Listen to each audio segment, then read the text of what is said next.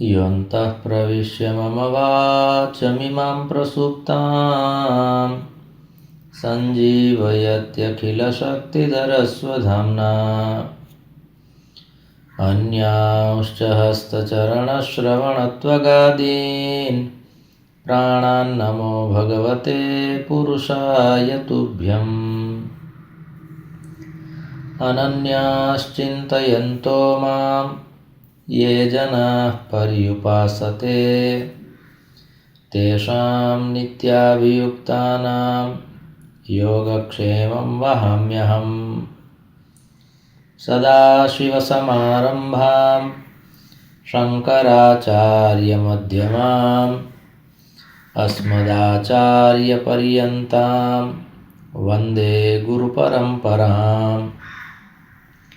गुरुर्ब्रह्मा गुरुर्विष्णुः गुरुर्देवो महेश्वरः गुरुः साक्षात् परं ब्रह्म तस्मै श्रीगुरवे नमः। ॐ शान्तिः शान्तिः शान्तिः। परमश्रद्धेयाः परमपूज्याः अनवरतस्मरणीयाः एतस्य प्रभासतीर्थस्य अधिष्ठातारः प्रथमज्योतिर्लिङ्गाः भगवन्तः श्रीसोमनाथचरणाः भगवन्तः पुराणपुरुषोत्तमाः भगवन्तः रसराजप्रभवः अस्माकं सद्गुरवः पूज्याः गुरवः तथा च शास्त्रप्रणयिनः विद्याव्यासङ्गिनः श्रवणभक्तिनिष्ठाः संस्कृतभाषानुरागिणः सद्ग्रन्थसमुपासकाः भवन्तः सर्वेऽपि सज्जनाः स्वजनाश्च। भगवतः पुराणपुरुषोत्तमस्य कृपाप्रसादेन विभोर्वात्सल्येन अद्य पुनरेकवारमस्माभिः श्रावणमासे शुक्लपक्षे त्रयोदश्यां गुरुवासरे एतदनुसारम् ऑगस्ट मासस्य 7मे दिनाङ्के 25-उत्तर-द्विसहस्रतमे वर्षे विद्याव्यासङ्गं कर्तुं शास्त्रचर्चां कर्तुं भगवत्पादानां वाणीं गातुं श्रोतुं च अस्माभिः अवसरः सम्प्राप्तः। इदमस्ति अस्माकं सर्वेषां परमं सौभाग्यम्। अत्रावसरे भवत्सु विराजमानं परमात्मानं नत्वा भवतां समेषां स्वागतं च कृत्वा पुनरेकवारं श्रावणमासे श्रवणसुखं प्राप्तुम् अस्माभिः मङ्गलाचरणपूर्वकम् एतस्य मङ्गलग्रन्थस्य समाराधना क्रियते। सर्ववेदान्तसिद्धान्तगोचरं तमगोचरं गोविन्दं परमानन्दं सद्गुरुं प्रणतोऽस्म्यहम्। भगवत्पादाः अत्र अहं पदार्थनिरूपणं कुर्वन्ति। एतत् प्रकरणं शास्त्रेषु यथोचितदृष्ट्या कः अहं पदार्थः अस्ति तस्मिन् विषये वर्तते। यस्य अहं पदार्थस्य ज्ञानम् आवश्यकमस्ति तस्य अहं पदार्थस्य निरूपणम् अस्ति। विना ज्ञानं यः अहं पदार्थः अस्मासु वर्तते तस्य अहं पदार्थस्य इदं प्रकरणं नास्ति। अपितु वेदेषु शास्त्रेषु पुराणेषु यत्र यत्र परमात्मना अहम् इति पदस्य प्रयोगः कृतः अस्ति तत्पदं केन प्रयुक्तम् एवं च तस्य पदस्य कः अर्थः तस्मिन् विषये इदं प्रकरणं वर्तते। अग्रिमे श्लोके भगवत्पादाः कथयन्ति यत् विकारिणां सर्वविकारवेत्ता नित्याविकारो भवितुं समर्हति। मनोरथस्वप्नसुषुप्तिषु स्फुटं पुनः पुनर्दृष्टमसत्त्वमेतयोः। एवं प्रकारेण श्लोकः वर्तते। तर्हि आदौ पदच्छेदः।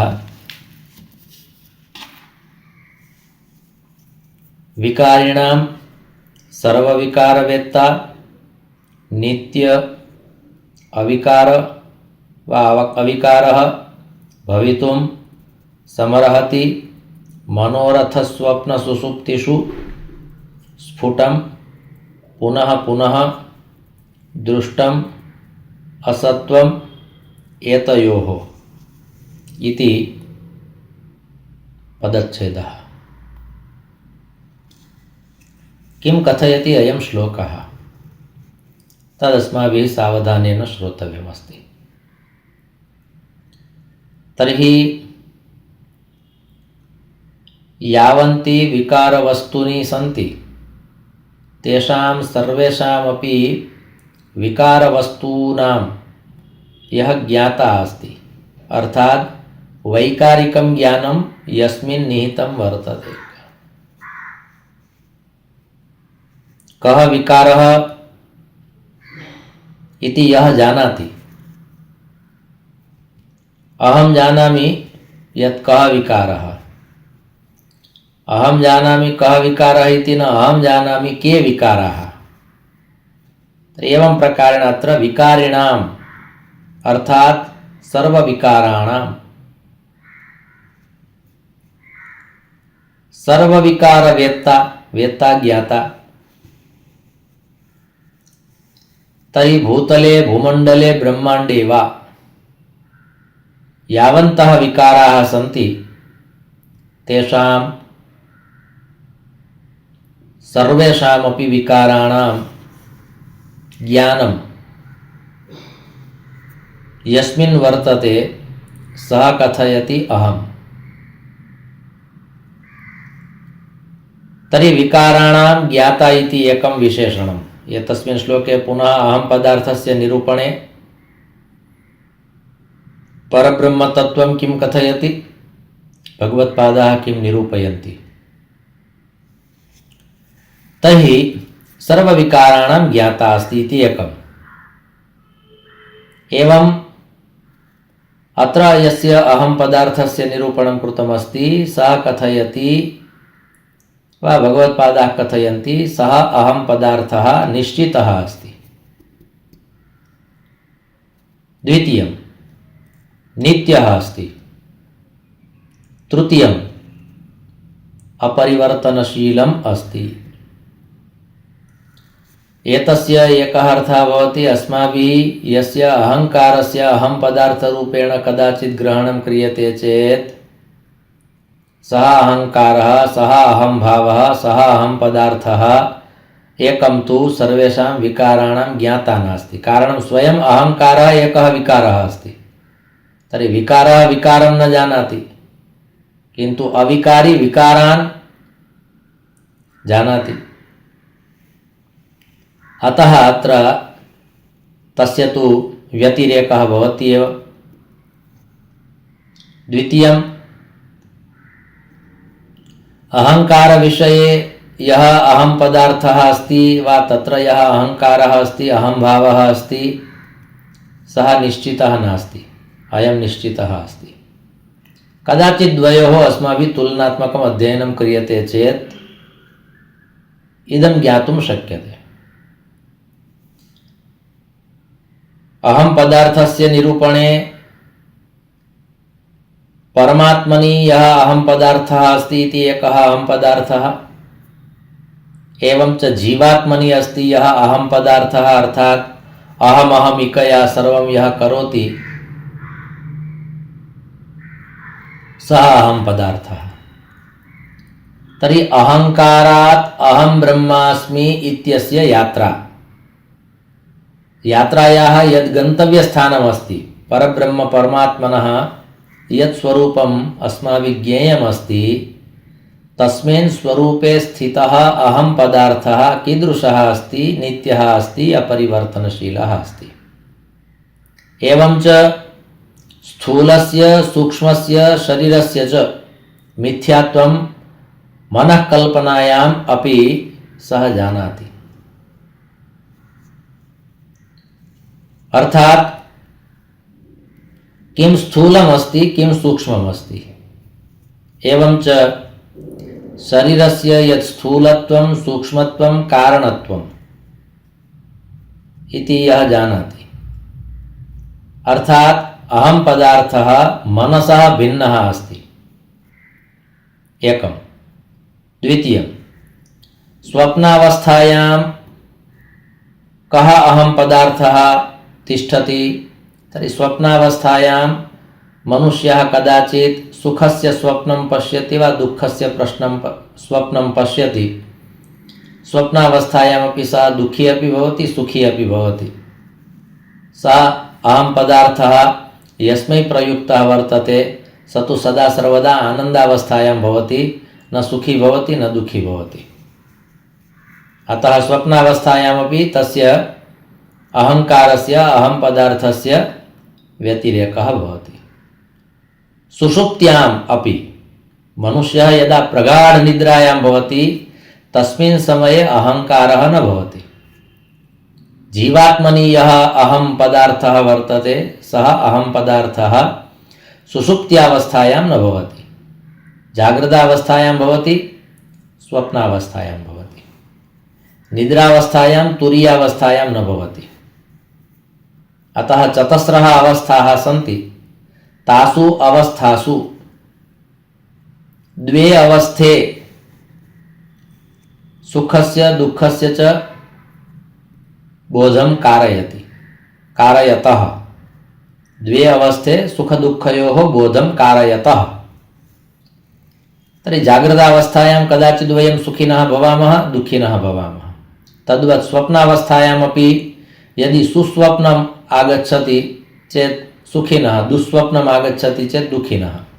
अर्थात स्वप्नावस्थायामपि सुखमप्यस्ति दुःखमप्यस्ति, किन्तु सुषुप्त्यावस्थायां तुरीयावस्थायां आनन्दः एव अस्ति, सुखं नास्ति दुःखं नास्ति, अहंकारः नास्ति। अतः तत्र जीवात्मनः अहम पदार्थः तत्र न तिष्ठति।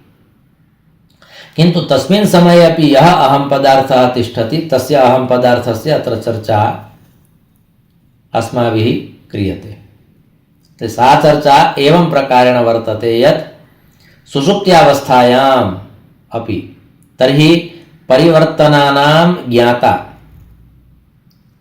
परिवर्तनं कुत्र कुत्र आगच्छति? यदि भवन्तः ध्यानेन श्रोष्यन्ति विचारयिष्यन्ति, यदि एतादृशः प्रश्नः क्रियते परिवर्तनं कुत्र कुत्र आगच्छति, गुर्जरभाषायाम् एकं वाक्यं यथा प्रसिद्धमस्ति, संसार परिवर्तनशील छे, परिवर्तन ए संसारनो नियम छे, परिवर्तनम् इति संसारस्य एकः नियमः। अर्थात संसारे परिवर्तनम् आगच्छति, समये समये परिवर्तनम् आगच्छति। तर्हि द्वितीयः प्रश्नः भवति, संसारः अर्थात् किम्? तर्हि एतस्य प्रश्नस्य उत्तरं किं स्यात्? कारणं केचन जनाः संसारे निवसन्ति तथापि ते संसारे न भवन्ति। श्रीमद्भागवत महापुराणे पंचमस्कन्धे एकः श्लोकः वर्तते। तत्र उक्तमस्ति, कश्चित् जनः भवने निवसति तथापि योगी अस्ति, कश्चित् जनः वने निवसति तथापि भोगी अस्ति। तर्हि यः षट्सपत्नान् विजिगीषमाणो, अर्थात षडिन्द्रियाणि येन जितानि सन्ति एवं च पश्चात् यः यत्र तिष्ठति तर्हि तत्र वनम् उपवनम् एव अस्ति। किन्तु वने स्थित्वापि कश्चित् संसारी भवति, भवने स्थित्वापि कश्चित् योगी भवति। मनसा का दशा वर्तते, मनसा का स्थितिः वर्तते, तेन आधारेण निर्णयः भवति। तर्हि अस्माभिः ज्ञातं यत् परिवर्तनं तु संसारस्य नियमः अस्ति। तर्हि पुनः अस्माभिः प्रश्नः पृष्टः, कः संसारः? संसारोऽयम् अतीव विचित्रः इति अस्माभिः पठ्यते श्रूयते, भगवत्पादाः कथयन्ति। किन्तु यदा प्रश्नः आगच्छति अस्माकं पुरस्तात् यत् संसारशब्दस्य का व्याख्या, तर्हि कदाचित् शब्ददृष्ट्या अस्माभिः तथा विचार्यते यत् संसरति इति संसारः। संसारशब्दस्य कः अर्थः भवति? संसरति इति संसारः। प्रतिक्षणं वहति, प्रवहति, गच्छति, नयति, नेति, सः संसारः। तर्हि अत्रापि पुनः तावत् स्पष्टं न भवति यावत् स्पष्टम् अस्माभिः अत्र कर्तव्यमस्ति। संसरति, किं संसरति? तर्हि कदाचित् विचार्यते यत् कालः संसरति, प्रतिक्षणम् अस्माकं काचित् यात्रा भवति। तर्हि संसारः परिवर्तनशीलः अस्ति इति अस्माभिः ज्ञातं। तर्हि परिवर्तनशीलः कालः अस्ति, समयः अस्ति परिवर्तनशीलः। तर्हि भवन्तः कथयिष्यन्ति आम्, समयः परिवर्तनशीलः अस्ति, किन्तु अत्र एकः तर्कः तादृशः अपि आगच्छति यत् समयः परिवर्तनशीलः नास्ति।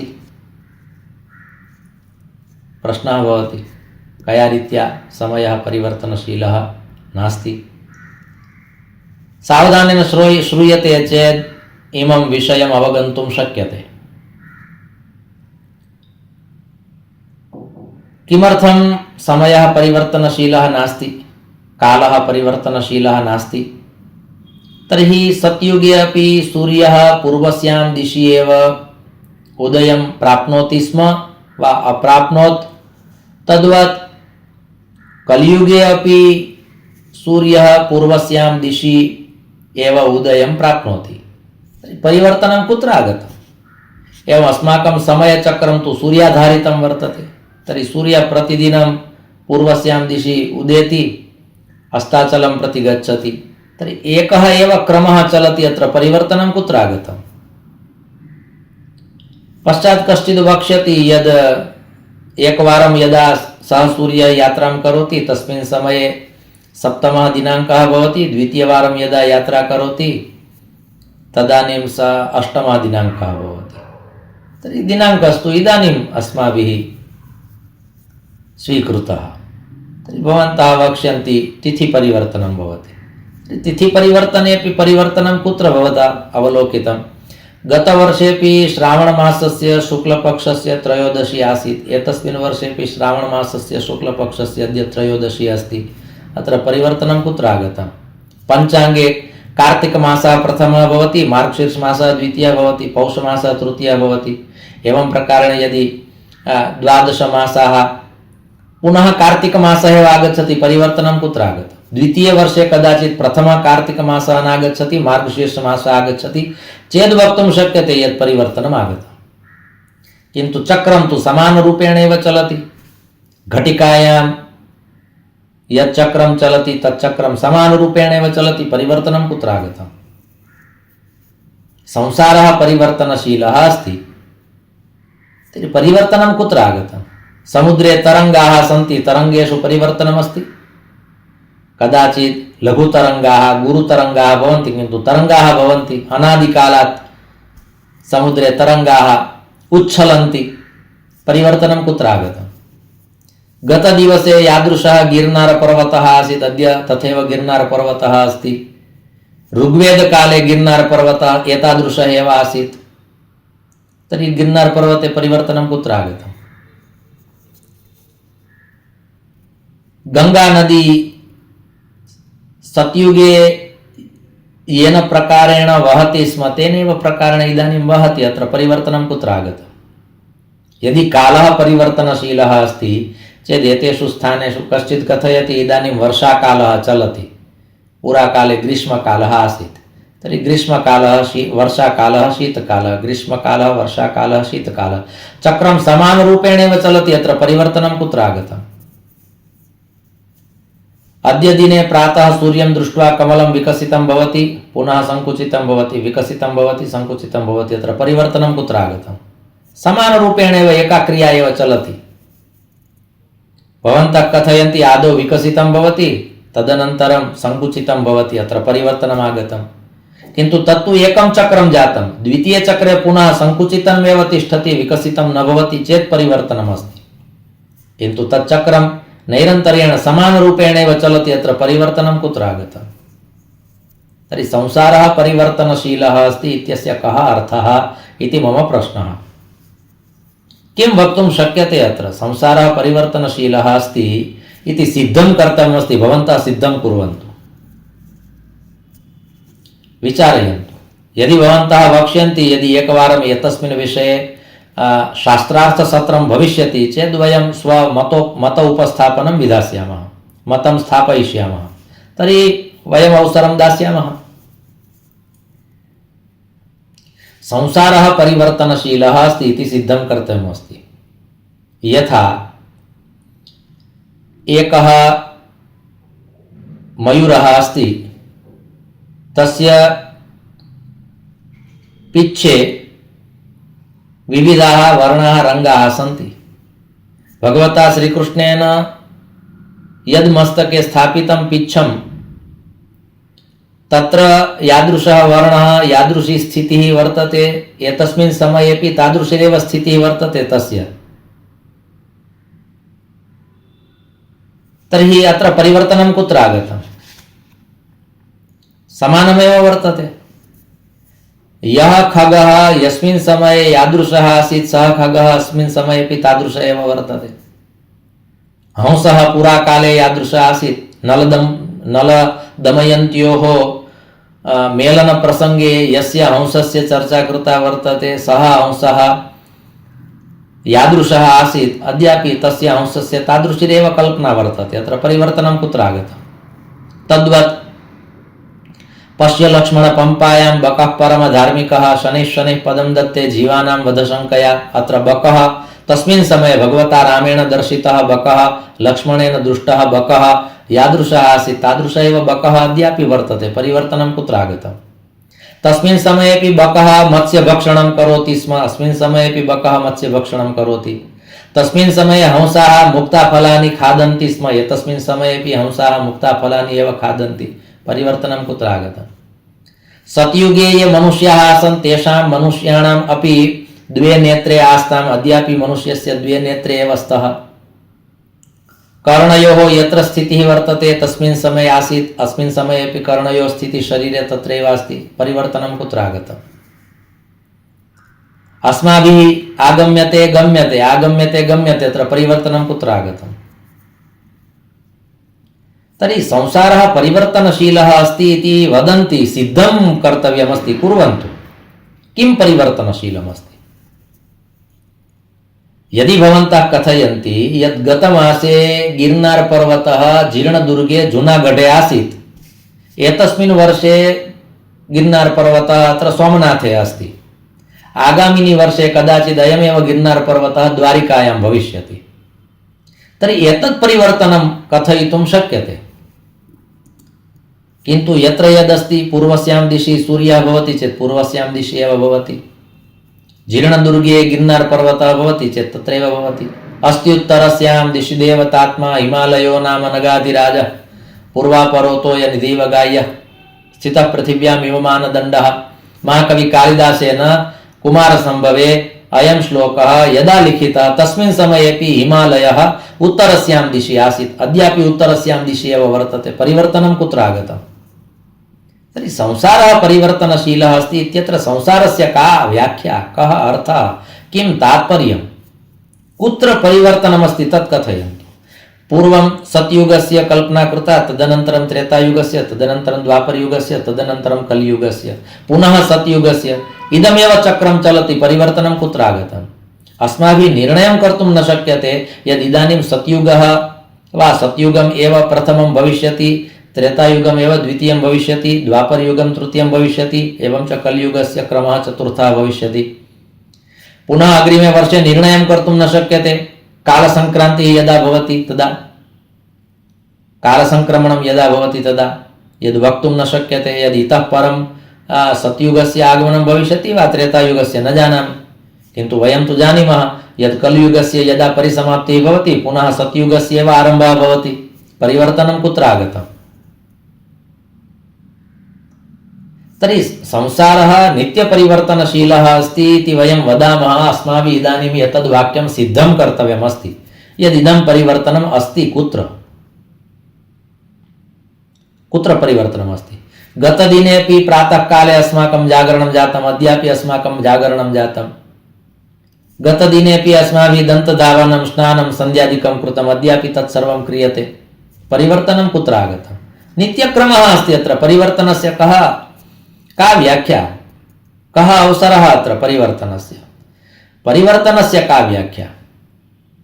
संसारः नित्यपरिवर्तनशीलः अस्ति वा परिवर्तनं तु संसारस्य नियमः अस्ति इति अस्माभिः यदुच्यते तत् सिद्धं कर्तव्यमस्ति। एतत् परिवर्तनं कुत्र अस्ति? धैर्येण शान्त्या यदि भवन्तः विचारयिष्यन्ति एवं च पश्चात् कथयिष्यन्ति चेदपि चलिष्यति। अत्र अहं पदार्थस्य निरूपणं भगवत्पादेन यत् क्रियते तत्र इदमेकं वाक्यम् आगतं यत् स्थूलं शरीरमस्ति, सूक्ष्मं शरीरमस्ति, कारणशरीरमस्ति इति त्रिविधं शरीरं वर्तते। तर्हि अनादिकालात् त्रिविधं शरीरमस्ति अत्र कुत्र परिवर्तनम् आगतम्?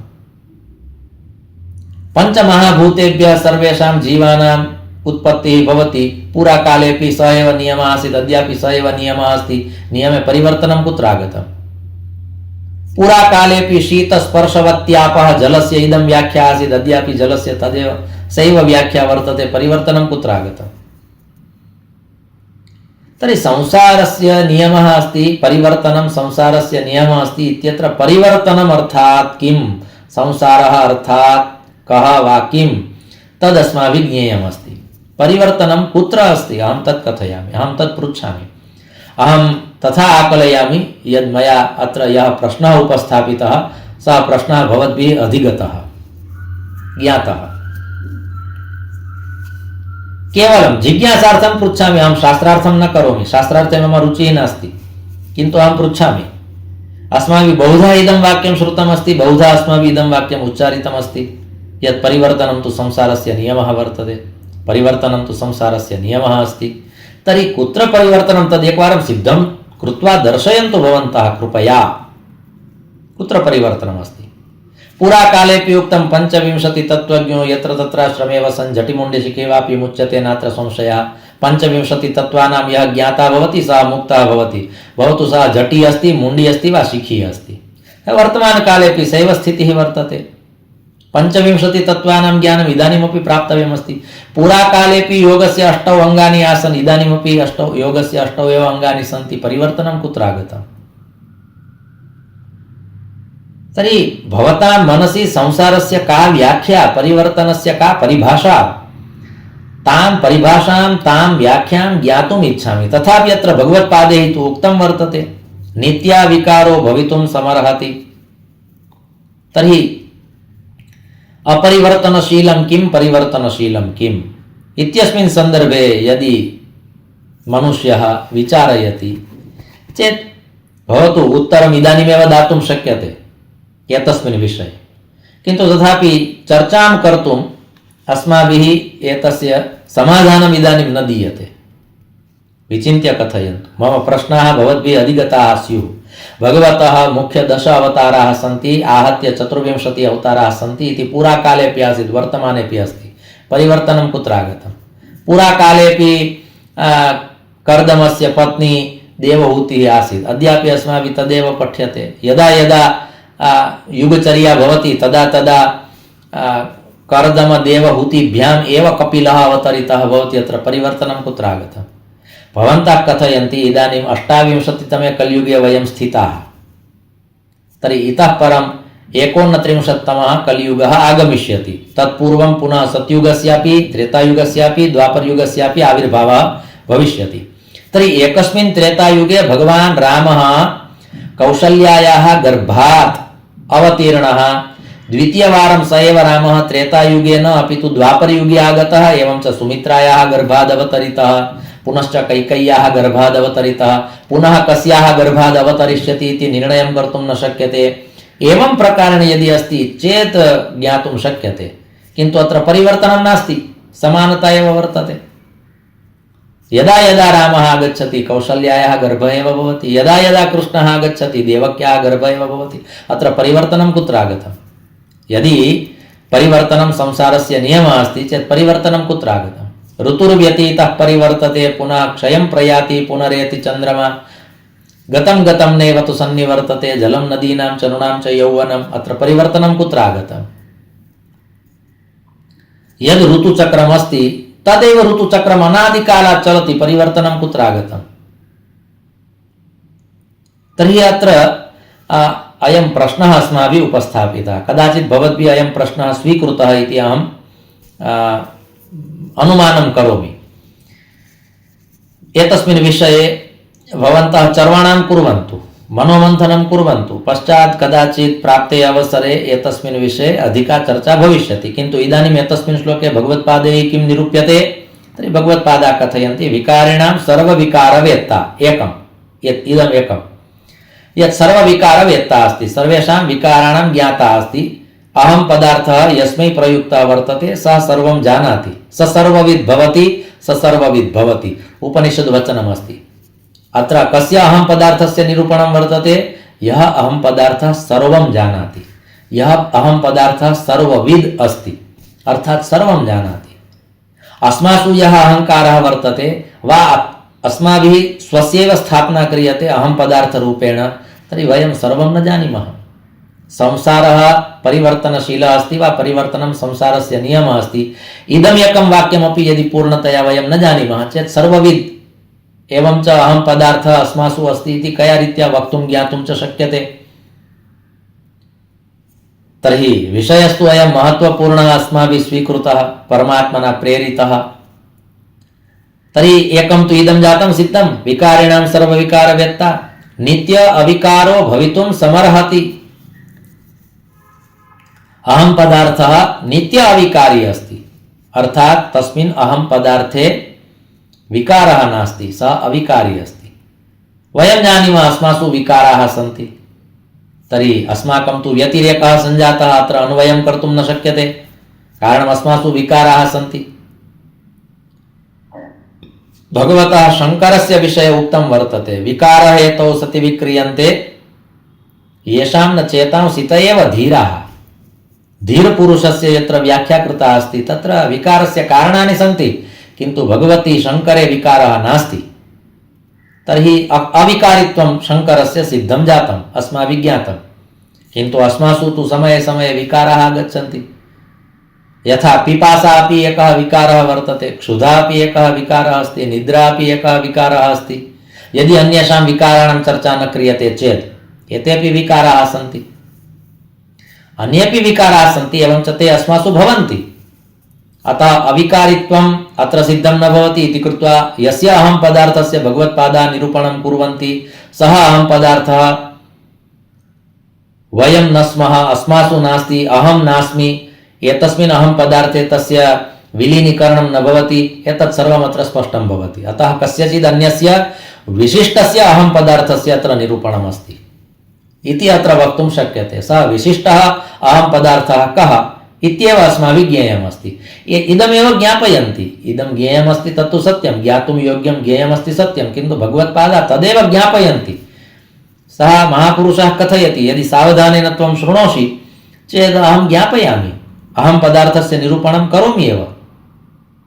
मनोरथ स्वप्न सुषुप्तिषु स्फुटं पुनः पुनर्दृष्टमसत्त्वमेतयोः, एतदस्ति उत्तरपदम् एतस्य श्लोकस्य।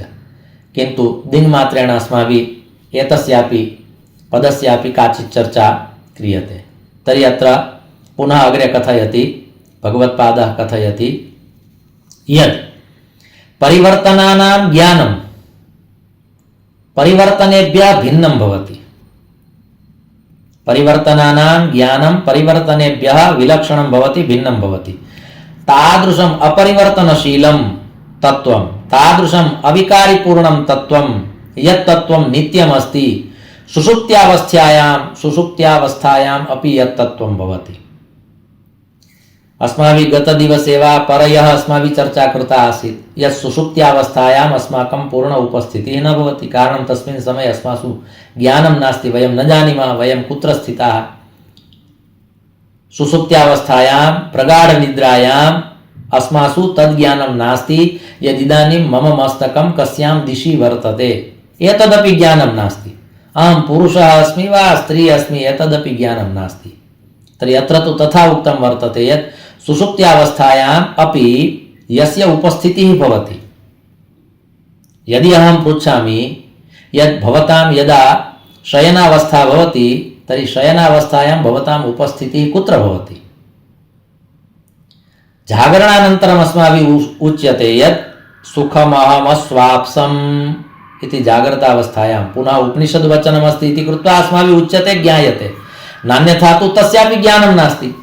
किन्तु अत्र प्रश्नः कः वर्तते, कः प्रश्नः उपस्थापितः? सुषुप्त्यावस्थायां भवान् कुत्र भवति? तुरीयावस्थायां भवान् कुत्र भवति वा भवती कुत्र भवति? एतस्मिन् विषये कथयतु, संक्षेपेण कथयन्तु। तर्हि अत्र तु भगवत्पादैः उक्तं यत् सुषुप्त्यावस्थायामपि अहं पदार्थः उपस्थितः भवत्येव, सः अहं पदार्थः, यस्य अहं पदार्थस्य अहम् अत्र चर्चां करोमि।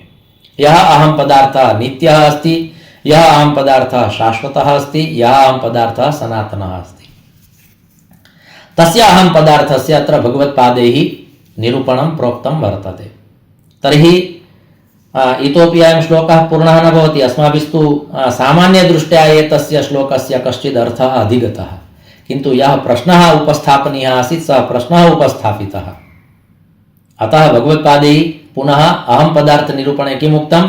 विकारिणां सर्वविकारवेत्ता नित्याविकारो भवितुं समर्हति, मनोरथस्वप्नसुषुप्तिषु स्फुटं पुनः पुनः दृष्टम सत्वमेतयोः। पुनः पुनः, वारं वारं, मुहुर्मुहुर् इत्यस्मिन् समये इत्यस्मिन् विषये भगवत्पादाः किमपि निरूपयन्ति। तत् किं? तद् वयं पुनः कालक्रमेण ज्ञास्यामः। वर्तमाने ज्ञातुं तन्न शक्यते, कारणं कालः। गतदिवसेपि एतस्मिन् समये एव कालावधि पूर्णः भवति इति अस्माभिः ज्ञातं, सत्रं समापितम्। अद्यापि तथैव, परिवर्तनं कुत्र आगतम्? अस्तु, द्वाभ्यां श्लोकाभ्यां सत्रमिदं भगवच्चरणयोः समर्प्यते। धर्मस्य विजयो भूयाद् धर्मस्य पराभवः, प्राणिनां चैव सद्भावः भूयाद् विश्वस्य मङ्गलम्। सर्वे भवन्तु सुखिनः, सर्वे सन्तु निरामयाः, सर्वे भद्राणि पश्यन्तु, मा कश्चित् दुःखभाग् भवेत्। ओम शान्तिः शान्तिः शान्तिः। ओम।